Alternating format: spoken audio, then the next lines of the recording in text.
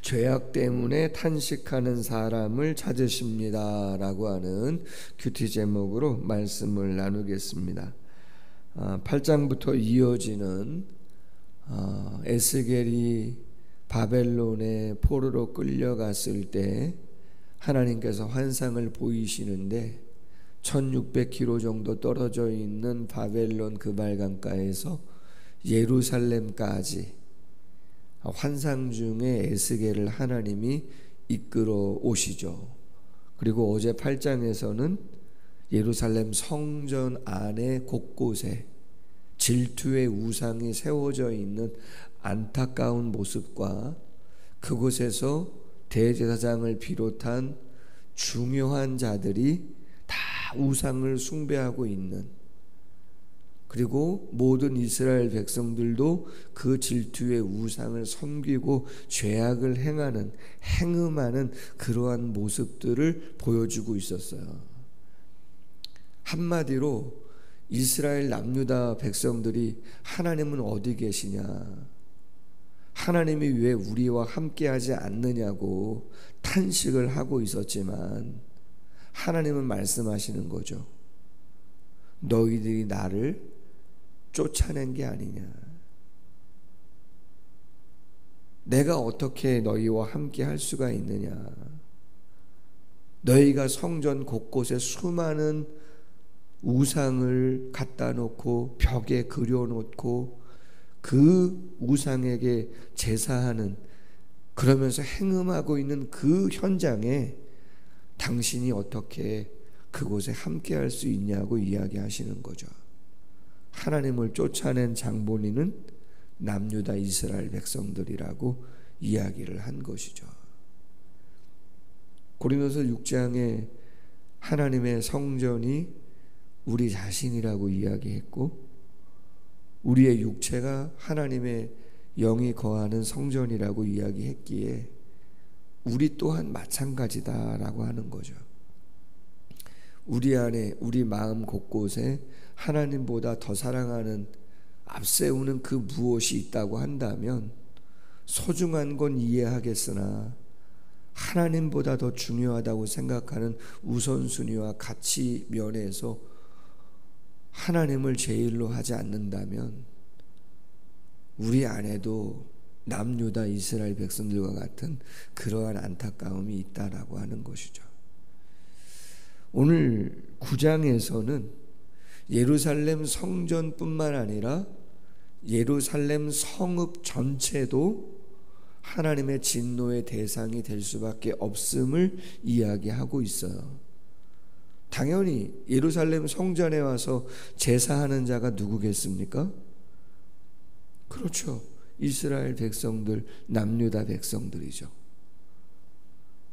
그들 모두가 다 우상 숭배의 죄와 행음의 죄와 타락의 죄를 짓기에 하나님이 더 이상은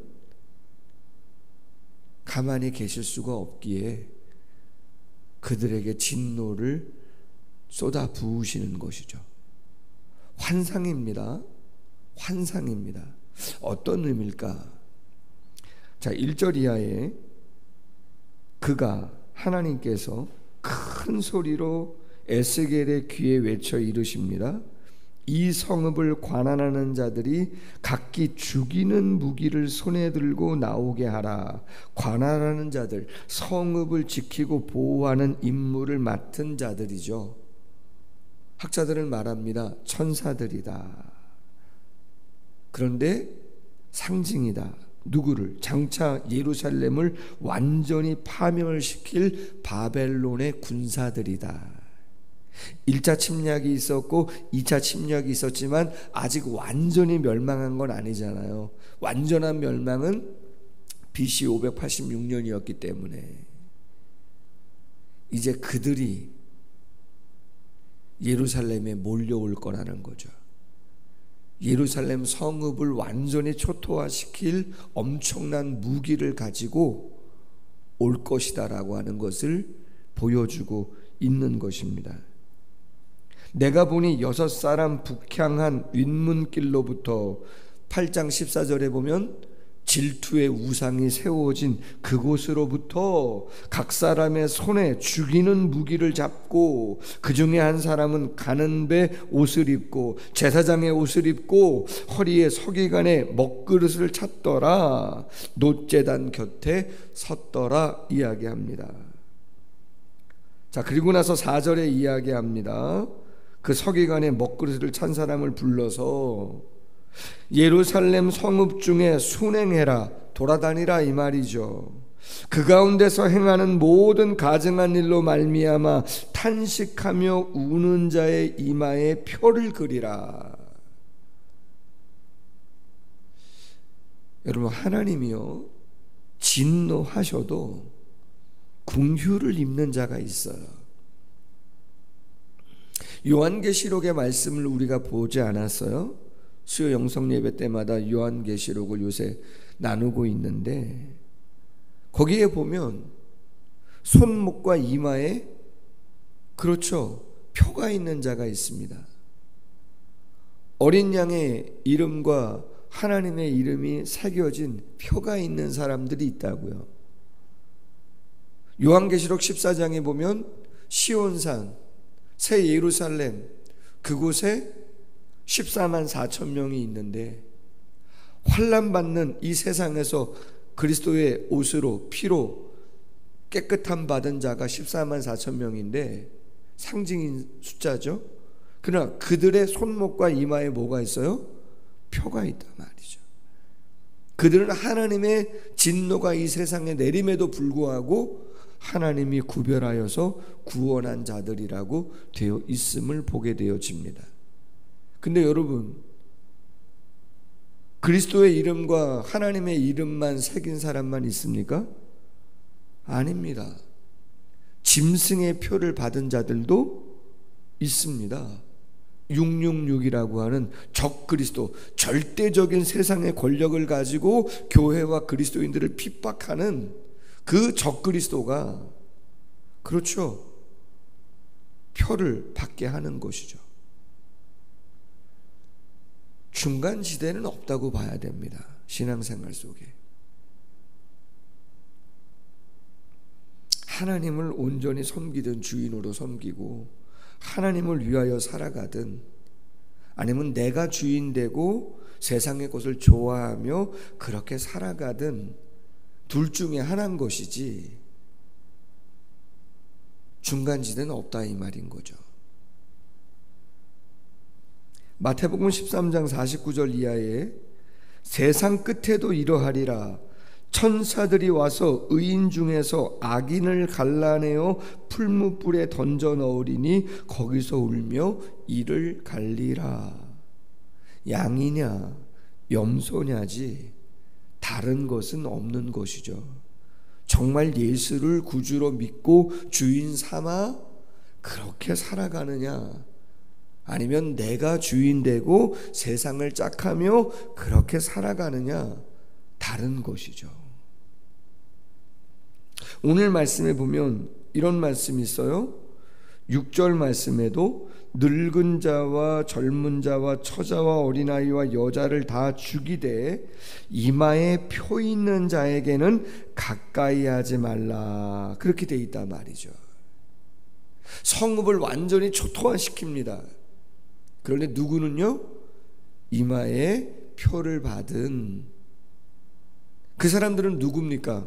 오늘 말씀 가운데 4절 하반절, 모든 가증한 일로 말미암아 탄식하며 우는 자의 이마에 표를 그리라, 그렇게 되어 있어요. 오늘 큐티 제목이 뭐예요?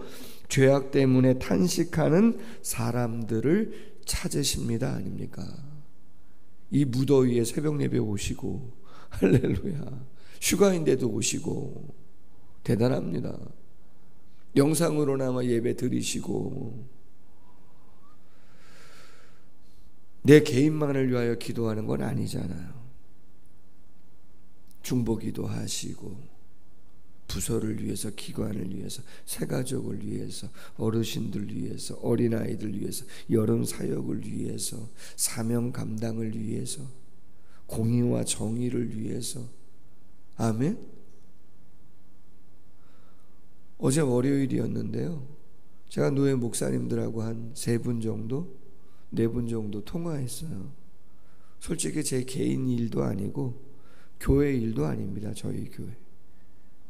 그냥 시찰에 노예와 관련된 일이에요. 한 2-5시간 통화했어요. 쉽지는 않죠. 그러나 목회를 열심히 하신 목사님이 퇴임을 하셔야 되는데 어려움을 겪고 있어요.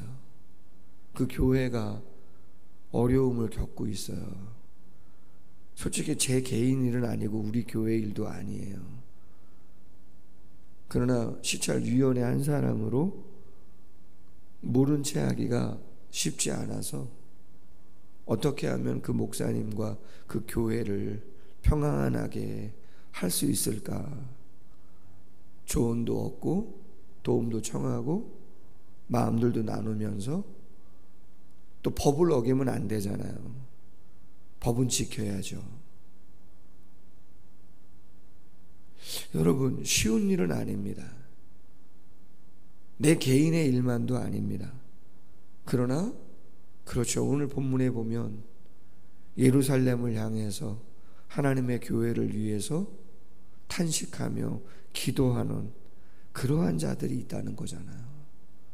하나님은 분명히 그것을 아시고 구별하신다는 거죠. 아멘. 구별하신다는 거예요. 하나님이 그 애씀과 그 눈물을 기억하신다는 것이죠. 두 번째, 오늘 말씀에 보면 하나님의 진노가 내리기를 시작하는데 어디서부터 하나님의 진노가 내리는가를 주목했으면 좋겠다는 거죠. 오늘 말씀에 6절 말씀에 보면 이렇게 돼 있어요. 중반절에 내 성소에서 시작할지라 하심에 그들이 성전 앞에 있는 늙은 자들로부터 시작하더라 돼 있어요. 자, 하나님의 진노가 어디서부터 시작된다고요? 성전이에요. 아이러니 아닙니까? 예루살렘 성전은 가장 거룩하고 가장 완전해야 할 하나님의 임재가 있는 가장 거룩하게 구별된 제사장과 레위인들이 있는 곳인데, 하나님의 심판이 내린 곳은 가장 먼저 어디서부터라고요? 바로 그 성전, 그 성소에서부터라는 거죠. 어제 말씀 살펴봤잖아요. 예루살렘 성전 곳곳에 뭐가 세워졌어요? 질투의 우상이, 각 벽마다 수많은 우상의 그림이 새겨져 있더라 이 말이죠. 그리고 거기서 누가? 그렇죠, 민족의 중요한 제사장들이 우상에게 제사하고 행음하는 모습들을 보이더라는 것이죠. 두려운 말씀입니다. 에베소서 5장 26절 이하에 이런 말씀이 있어요. 이는 곧 물로 씻어 말씀으로 깨끗하게 하사 거룩하게 하시고 자기 앞에 영광스러운 교회로 세우사 티나 주름 잡힌 것이나 이런 것들이 없이 거룩하고 흠이 없게 하려 하심이라. 아멘. 여러분, 하나님이 보시기에 교회는 영광스러운 교회입니다. 티나 주름 잡힌 것이나 그 어떤 것이 없기를 바라시는 것이 하나님의 마음입니다. 가장 마지막 보루가 교회여야 되는 것이죠. 그런데 믿고 기대했던 교회가, 성도가, 목사가 가장 먼저 타락하고 죄악을 짓는다? 그것은 세상이 죄를 짓는 것보다 더 배로 하나님의 마음을 어찌 보면 아프게 하는 것이죠. 하나님이 그만큼 은혜를 쏟아 부으시고 하나님이 그렇게 구별하시고 필요한 것들을 채우시고 은혜를 주셨는데 그것을 내어버리고 배신한다? 그 마음의 고통은 이루 말할 수 없는 것이죠. 그래서 어찌 보면 저 같은 목사나 우리 성도님들이 더 경각심을 언제나 가지셔야 된다는 거예요. 나라가 어려워지는 거 주일날 말씀 나눴지만 폭풍 속에서 책임을 다하는 성도, 아멘. 우리가 그런 마음을 갖고 정말 애쓰셔야 된다는 거죠. 여러분, 제가 저희 교회를 생각하면서 뭐 여러 가지 생각들을 하지만 양면이 있습니다. 그건 무엇이냐면, 고린도 교회를 예를 들자면 고린도 교회에 새가족이 많고 은사가 많고 하나님의 은혜가 많이 내렸었어요. 그러다 보니 많이 부흥했단 말이죠. 근데 안타까운 건 뭐냐, 새가족이 많고 성도가 늘어난다는 말은 그만큼 세상에서 행했던 일들, 세상의 타락한 문화, 그러한 잘못된 생각들이 교회 안에 많이 들어올 수 있다라고 하는 걸 이야기하는 거예요. 무슨 얘기인지 아시겠죠? 세상의 타락한 문화에 노출되어 있는 수많은 자들이 교회에 오는 건 좋은 거죠, 당연히. 그러나 교회에 와서 그러한 말투, 그러한 언행을 하려고 한다? 여러분, 조심하셔야 되는 일입니다. 돌아보셔야 됩니다. 그래서 제가 강조하는 게 뭐예요? 호칭입니다.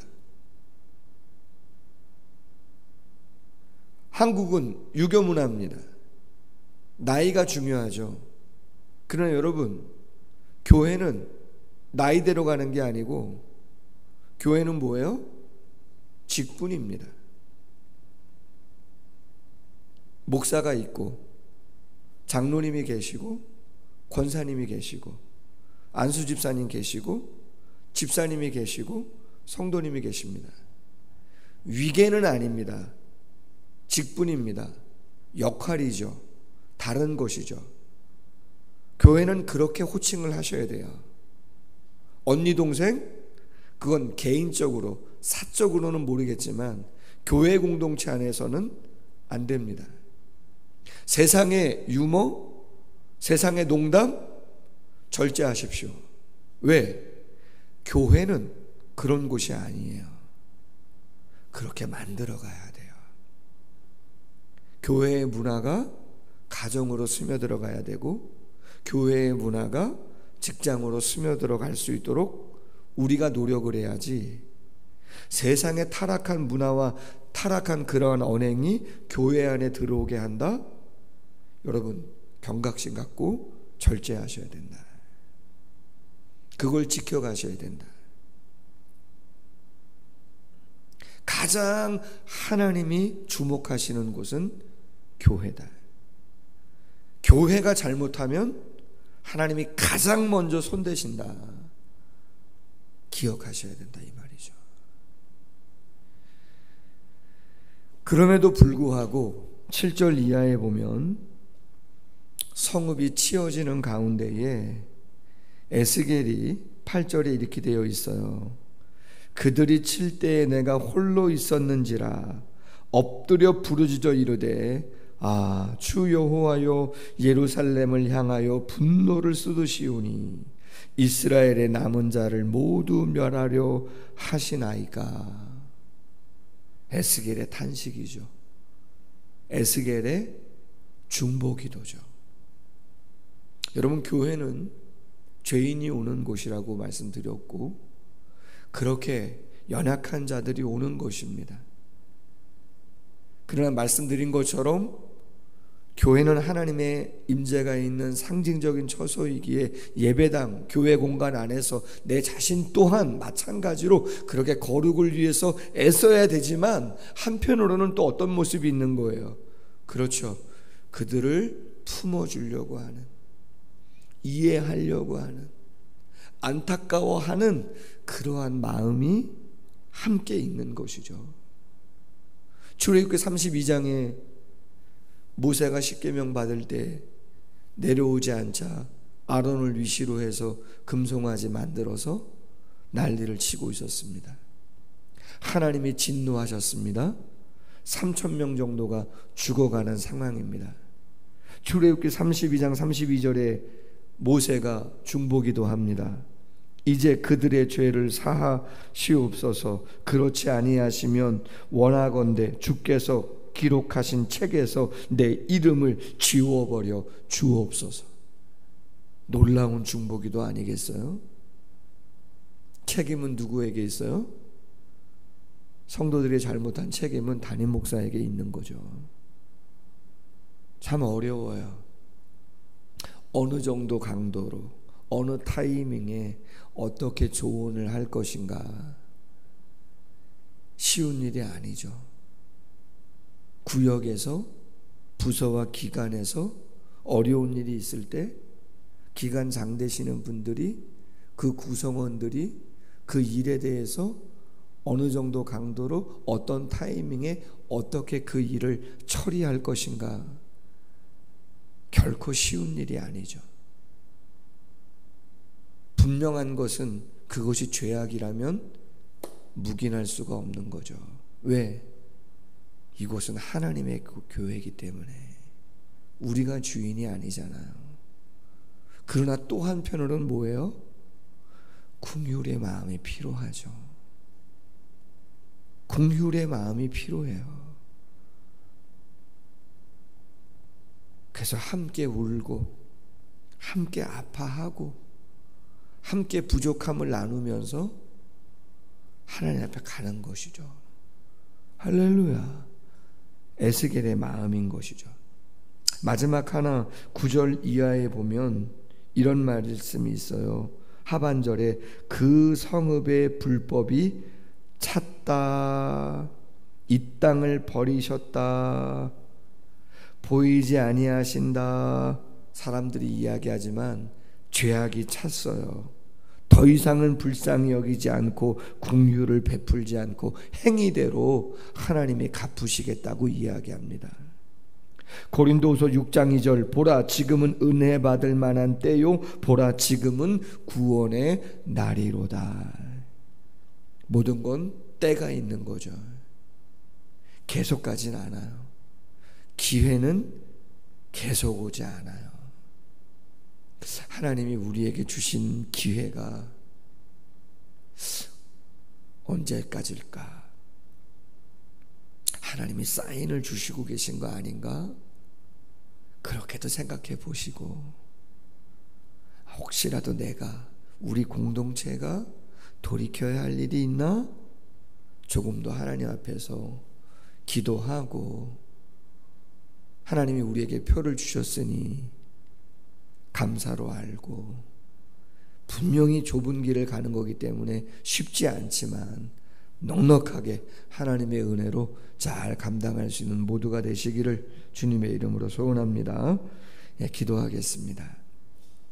하나님 아버지, 에스겔의 환상을 통해서 기대하셨지만 기대에 부응하지 못하고 질투의 우상을 섬기는 예루살렘 성읍의 사람들을 징계하시겠다고 하시는 하나님의 말씀을 묵상하면서 영적인 교훈을 얻습니다. 이마의 표를 받은 자들은 요한계시록 마지막 시대에도 있을 것을 이야기하고 계십니다. 두려움으로, 떨림으로 이 본물을 보야 하는 그러한 부분도 있지만 그리스도를 믿는, 하나님을 주인으로 섬기는 저희들은 분명한 표를 받은 자인 줄로 믿습니다. 두려움과 공포만이 아니라 감사와 평안이 먼저 있게 하시되, 그럼에도 불구하고 우리의 마음이 무겁고 안타까운 것은 그렇지 아니한 자들, 어두움으로 가고 있는 자들, 결국은 이 진노에 노출될 자들이 분명히 있음을 알기에 안타깝고 어찌해야 하나 탄식할 수밖에 없습니다. 주님 긍휼히 여기시고 저희가 먼저 거룩한 교회 안에서 하나님이 기뻐하시는 모습들로 신앙생활을 해 나아가게 하시고, 그 기쁨과 은혜와 감사와 영향력이 우리의 가정과 직장과 사업장으로 저 세상 한복판으로 흘러갈 수 있도록 하나님의 성령이여 도와주시고 함께해 주시기를 원합니다. 중보기도 하게 하시고, 때가 있음을 기억하게 하시고, 미루지 말게 하시고, 도전하게 하시고, 하나님 앞에 온전히 설 수 있는 우리 모두가 될 수 있도록 함께하여 주시옵소서. 이끌어 주실 줄로 믿사옵고 예수님의 이름으로 기도하옵나이다. 아멘. 계속해서 기도합니다.